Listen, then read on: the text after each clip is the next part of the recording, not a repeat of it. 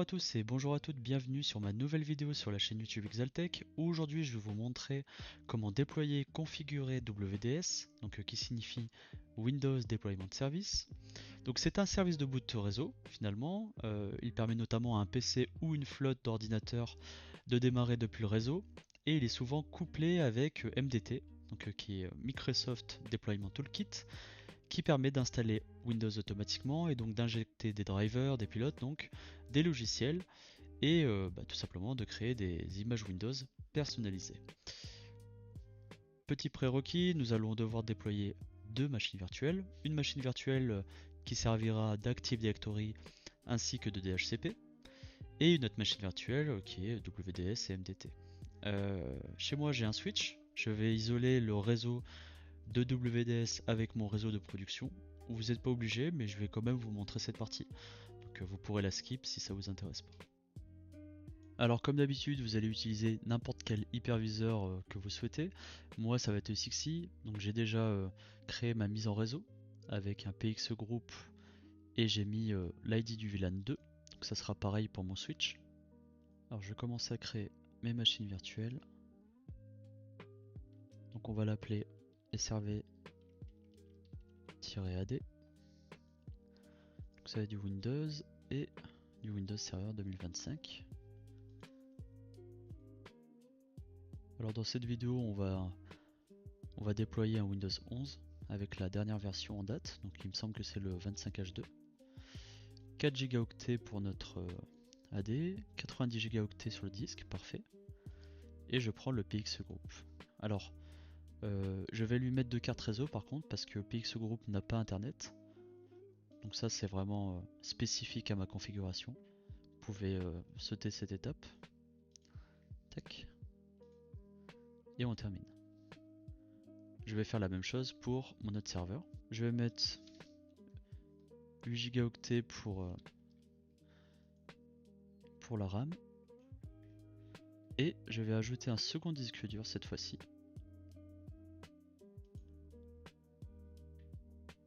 Où je vais lui mettre cette fois-ci 100 Go.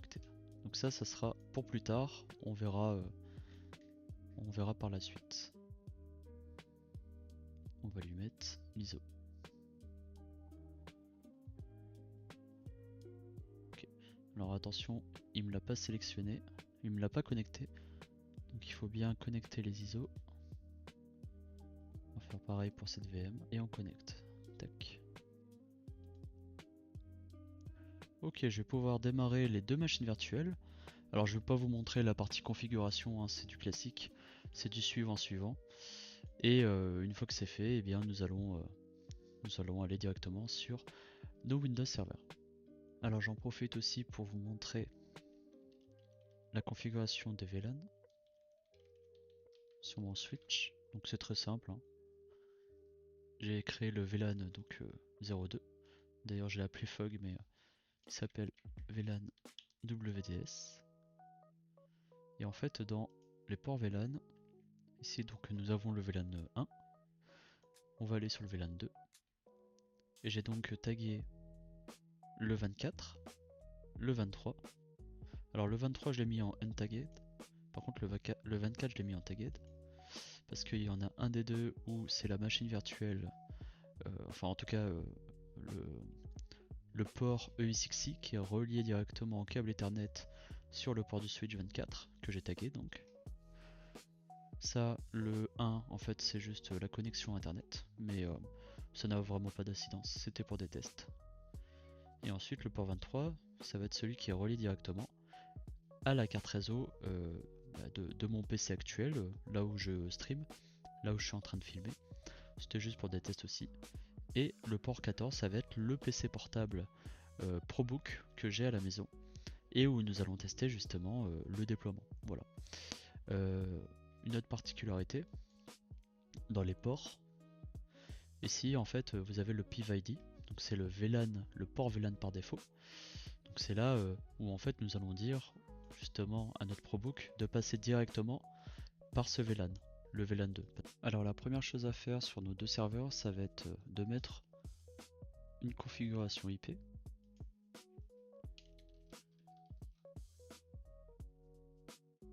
Donc là j'ai deux cartes réseau. Donc c'est la carte réseau Ethernet 0 qui sera WDS du coup. Donc ça va être celle-ci. Hop. On va mettre 168.2.249. Donc là le DNS. 248 pour le DNS. Alors vous mettez à peu près ce que vous voulez. Hein. J'avais désactivé par contre l'IPv6. Ok. La deuxième chose, on va renommer. Servlet-WDS MDT. Et ensuite, nous allons autoriser donc les connexions à distance en RDP et dans domaine ou groupe de travail, utilisation à distance et autoriser les connexions à distance. Et là on peut redémarrer. La première chose que je vais faire c'est activer la découverte réseau, ça fera pas de mal. Donc là c'est juste pour autoriser le ping, le protocole ICMP. Vous allez voir que si vous essayez de ping vos machines virtuelles ça ne marchera pas, donc il faut faire ça. Et on va déployer dans un premier temps notre forêt. On ajoute des rôles et des fonctionnalités. Donc le serveur AD, on prend le DHCP, le serveur DNS, le serveur de domaine Active Directory qui est juste là. On fait suivant, suivant et installer. Ok. En attendant, on va sur notre serveur WDS. On ajoute des rôles et des fonctionnalités. On fait suivant. Et donc là, nous allons prendre le serveur de déploiement Windows qui est juste ici. On fait suivant. Donc là, on laisse cocher, hein, c'est très bien. Et on redémarre automatiquement s'il le faut. Ok, et on installe.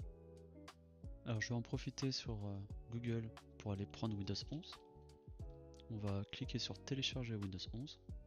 Et tout en bas, vous pouvez maintenant télécharger l'image disque Windows 11 ISO.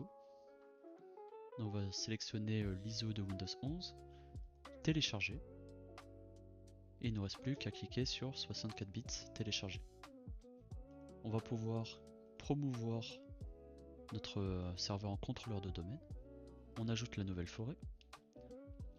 Moi ça va être par exemple exaltech.lab et on peut installer. Alors attention, ne surtout pas faire le DHCP pour l'instant puisque nous allons configurer notre DHCP une fois que notre contrôleur de domaine a bien été configuré et redémarré. Donc cette fois-ci je vais me connecter avec le domaine Exaltech, attention, à pas se connecter avec l'utilisateur local de la machine. Hein. En fait ici il faut terminer la configuration DHCP. Donc on va faire suivant. On prend bien le nom d'administrateur du domaine de notre Active Directory. On valide. Et donc là c'est terminé. Et une fois que c'est fait, on va aller sur notre serveur WDS. On va faire un clic droit sur le logo Windows, Système, Domaine ou groupe de travail. Ici on va modifier. Nous allons mettre exaltech.lab ou alors le domaine que vous avez mis spécifiquement pour vous. Donc là, administrateur et le mot de passe qui est associé au compte administrateur du domaine. Tac. Et cette fois-ci, on peut redémarrer le serveur. Donc pareil, on n'oublie pas de mettre le domaine Exaltech et on ouvre la session. Alors une fois qu'on a intégré notre WDS au sein de notre AD, on peut vérifier, on va dans utilisateur et ordinateur, Active Directory, et dans computer, normalement le serveur WDS est bien présent.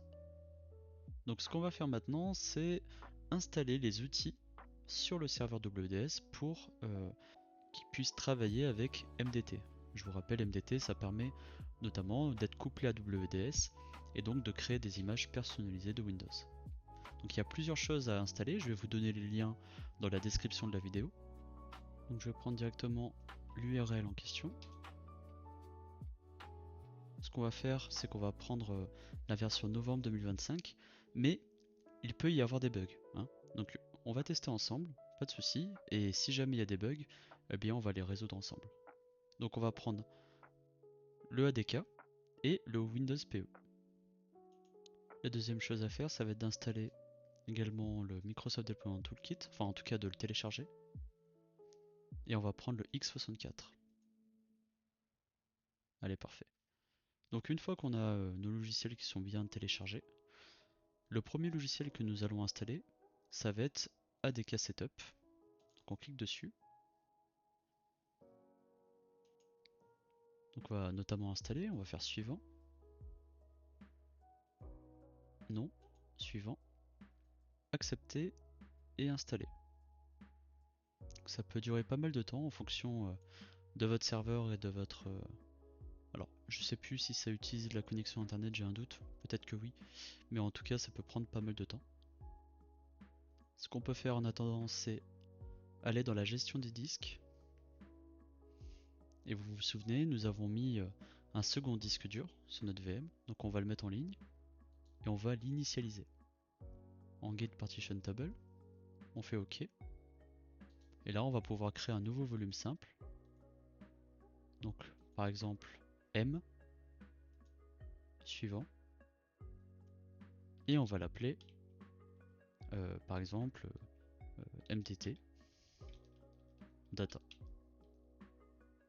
On fait suivant et terminé. Et on peut le voir notamment dans l'explorateur de fichiers, il est bien disponible. Ok, une fois que c'est fait, on peut fermer. On va prendre l'ADK Win PE Setup et du coup on va l'installer comme l'autre. Donc pareil, on fait du suivant. Donc finalement c'est des extensions. On accepte et on l'installe. Donc on peut fermer et maintenant on va installer MDT, que Microsoft Deployment Toolkit. On fait Next, on accepte le contrat de licence, on fait Next et installer. Voilà, là pour le coup c'est assez rapide. Alors effectivement moi j'ai déjà pas mal de choses sur mon MDT puisque j'avais testé en amont avant la vidéo pour pouvoir vous donner une vidéo quand même de qualité. La première chose à faire ça va être de faire un New Deployment Share. Ici nous allons prendre donc ce PC et le deuxième disque dur. Donc soit vous avez créé un dossier comme moi, soit vous pouvez créer un nouveau dossier. Donc là vous allez prendre par exemple le partage MDT. Là bah forcément il est déjà utilisé, donc on pourrait très bien faire un test. Next. Donc là bah le nom du partage finalement. Vous faites un next. Next. Une fois next. Encore une fois. Et ensuite il est en train de se faire. Vous voyez. Et finish. Donc une fois que c'est fait, vous avez du coup votre déploiement qui est de cette manière. Vous voyez, vous avez rien du tout en application, en operating system, etc. Donc la première chose que nous allons faire, eh bien, c'est d'importer notre Windows 11. On va aller dans l'explorateur de fichiers. Alors, moi j'ai mis tout ce qui est ISO également là-dessus. Ça me permet au moins de m'y retrouver. Donc, on fait un clic droit et on fait monter. Une fois qu'on a fait monter, on récupère la lettre E. On prend la première option et on va choisir du coup notre lettre E. On fait Next. Next. Là on va pouvoir cliquer sur Finish. Et nous avons donc les différents types de versions de Windows 11. Moi c'est celle qui m'intéresse, c'est la Pro. On pourrait très bien tout supprimer et ne garder que la Pro. Une fois que c'est fait, eh bien, on va pouvoir surtout importer les drivers puisque en fait le plus important c'est d'importer les drivers network, les drivers du réseau. Moi à la maison par exemple, j'ai une station d'accueil HP. Donc là je vais retourner dans mon vrai déploiement. Comme ça je vais pouvoir vous montrer. J'ai importé pas mal de drivers. Donc dans un premier temps la DockStation qui est connectée directement à mon PC portable. Donc je suis allé sur le site d'HP. Et tout ce que j'ai fait, eh bien, c'est de prendre par exemple, vous voyez, admettons, vous avez ce SP, donc qui finalement c'est tout simplement driver. Vous allez aller dans 7-zip, ouvrir archive, donc télécharger 7-zip, hein, et ça vous allez l'importer en fait. Vous allez l'importer par exemple dans un dossier, en disant, eh bien, en créant le dossier sur votre serveur et en le nommant. Par exemple, on pourrait le nommer DockStation, et ensuite ce dossier vous allez l'importer dans le dossier que vous allez créer dans le MDT. Vous voyez, que finalement vous faites import driver, vous recherchez du coup les fichiers que vous avez des IP, vous faites next, next, et là il va vous importer, et ça va être sous forme de soit fichier INF, soit un autre format de fichier, .6, etc. Voilà.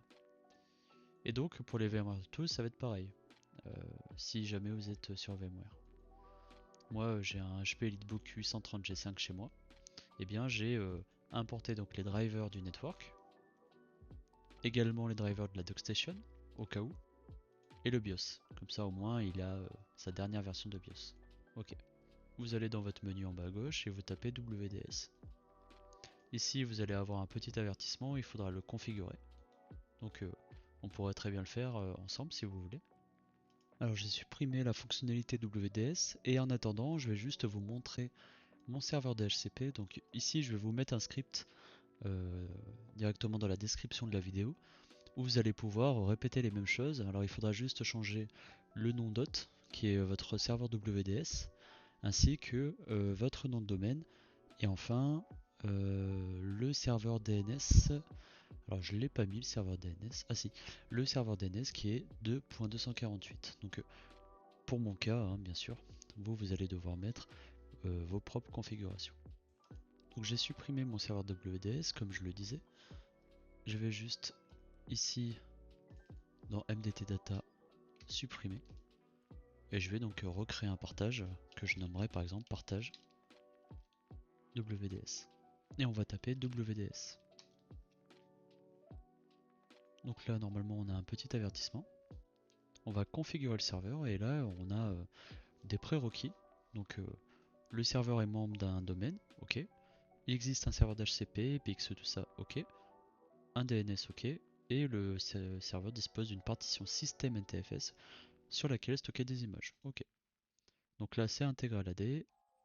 Ici le chemin d'accès, eh bien nous allons prendre le dossier en question, donc partage WDS, on fait suivant, on coche répondre à tous les ordinateurs clients, connus et inconnus. Ici on décoche cette case et on fait terminer. Une fois que c'est fait, on va aller dans l'image de démarrage. Donc soyez sûr d'avoir mis vos pilotes, vos installations, etc. Sur votre déploiement. Donc moi j'ai mis Chrome par exemple, le système d'exploitation Windows 11, les drivers en question et la tâche de séquence. Donc la tâche de séquence, vous allez faire par exemple un clic droit sur tâche task sequence, l'ID alors peu importe, on peut mettre test, next, on va prendre une tâche standard, on va prendre donc la tâche Windows 11, on fait next, on ne spécifie pas de clé de produit. Donc ça va être le nom d'utilisateur, ensuite vous allez avoir le mot de passe, et ensuite vous allez faire next next, et vous allez pouvoir créer votre tâche de séquence. Voilà, c'est vraiment tout simple hein, pour le coup. La dernière chose où il faut vraiment être vigilant, c'est nos deux fichiers. Donc ici nous avons la propriété de MDT, avec Windows PE ainsi que le x64 que nous avons activé que pour ce déploiement. Et dans les rules, vous avez donc le custom settings.ini ainsi que le bootstrap.ini. Donc je vous laisse copier-coller ces deux fichiers en mettant bien les informations spécifiques de votre côté. Donc par exemple le deploy route, eh bien, si vous avez appelé votre serveur d'une manière différente ainsi que le partage, je vous laisse le mettre. L'administrateur et le mot de passe associé, le domaine en question et une petite option qui permet de skipper l'interface welcome. On va pouvoir faire un update deployment share, complètement régénérer l'image. On fait next. Donc là ça va prendre quand même pas mal de temps puisqu'on est en train finalement de régénérer l'image.wim. Alors où se trouve cette image? Eh bien c'est tout simple. Cette image elle va se trouver dans ce PC, MDT data, le partage MDT forcément, boot, et juste ici. On voit que elle est quand même assez lourde, hein, et c'est un fichier WIM. Et ce fichier WIM en fait ça va être l'image de démarrage que nous allons mettre sur notre service de déploiement Windows qui est juste ici. Donc finalement le service de déploiement Windows il permettra juste d'avoir une image de démarrage. Donc l'image de démarrage en question, eh bien, ça va être l'image que nous avons personnalisée à partir de MDT. À côté de ça, sur mon serveur USXI, je vais créer juste une machine virtuelle de test. Donc là j'avais déjà un disque dur, je vais supprimer les fichiers et je vais ajouter un autre disque dur, tout vierge, hop, de cette manière. Donc cette machine virtuelle elle va forcément booter en PXE puisque la carte réseau associée est dans le même VLAN et finalement dans le même réseau. Donc vous voyez qu'il trouve bien le WDS. Ok, donc notre image a bien été régénérée. Ce qu'on va faire ici c'est que, alors peut-être que vous n'avez pas l'image, hein. Moi je vais la supprimer et je vais rajouter son image. Tac, j'actualise, c'est bien celle-ci. 18h25, parfait. Je fais suivant. Donc là vous pouvez nommer comme vous voulez. Bon, je vais laisser tel quel puisque c'est un lab. Et je fais terminer. Ok. Cette fois-ci on est plutôt pas mal. Sur votre serveur AD, dans le DHCP, vous allez pouvoir du coup vérifier les PC, ou en tout cas les machines virtuelles, qui vont obtenir du coup des adresses IP en fonction du baud d'adresse. Donc je vois ici qu'il y a pas mal de périphériques. Je vais les supprimer. Comme ça au moins on est sûr qu'on repart sur de bonnes bases. Et surtout, je vais redémarrer mon serveur DHCP. Voilà. Une fois que c'est fait, je vais pouvoir aller sur l'EFI Network de ma machine virtuelle. Et donc on voit qu'il boot directement sur boot64, image Lighttouch PEX64.1. Alors petite information, ici si ça prend du temps, c'est peut-être deux choses. Peut-être que vous utilisez une carte réseau E1000, donc c'est ce que j'utilise, parce que généralement la VMnet X3 elle est très compliquée à trouver en termes de driver, en tout cas moi j'ai pas réussi pour l'instant à trouver. Et donc pour pallier à ce problème de rapidité, vous allez de petits tips, vous allez dans les propriétés des services de déploiement Windows, TFTP, et ici il faudra bien désactiver l'extension de fenêtre variable. Et en taille de bloc maximale mettre 4096. Vous faites appliquer et OK. Ok, donc on voit qu'on a bien Windows 11 standard, on fait Next. Là on pourrait très bien mettre PC test, joindre le domaine par exemple. Donc moi mon domaine c'est exaltech.lab. On a déjà donc le nom d'utilisateur ainsi que le domaine associé et le mot de passe. Donc on fait suivant. On prend Chrome. Donc Chrome je l'ai pris en MSI, c'est beaucoup plus simple. Donc là on voit qu'il est en train donc de tout d'abord partitionner le disque, d'injecter les drivers et d'installer le système d'exploitation. Si je vais dans les propriétés de Chrome, je vois donc la commande qui installe du coup le logiciel. Donc le nom doit être exact pour justement qu'il prenne le logiciel en question. Donc on voit que la machine Windows 11 est en train de démarrer ses services. Parfait. Sur notre AD, on peut voir que le PC test est bien intégré au domaine Active Directory. Et d'ailleurs, l'ordinateur est en train de préparer la session administrateur, donc l'administrateur du domaine. Ok, donc notre VM a fini de s'installer et normalement nous allons avoir une deuxième étape qui va se faire pour installer l'application Chrome. Donc on voit ici que Lighttouch installation n'est pas encore finie. On voit l'installation de Chrome se faire, donc MSI. Donc ça c'est finalement le nom de l'application que nous avions mis sur notre serveur WDS. Et on voit que notre Chrome a bien popé. À la fin il y a des petits détails sur l'installation. Donc on voit ici qu'il n'y a eu aucune erreur et aucun avertissement. Et que le déploiement s'est bien passé. Et bien cette vidéo est désormais terminée, j'espère qu'elle vous aura plu, n'hésitez pas à commenter, à liker et à vous abonner, ça fait toujours avancer le bousin. D'ailleurs je vous remercie pour les 100 abonnés, ça me fait vraiment plaisir, et nous on se revoit très vite. Allez bye.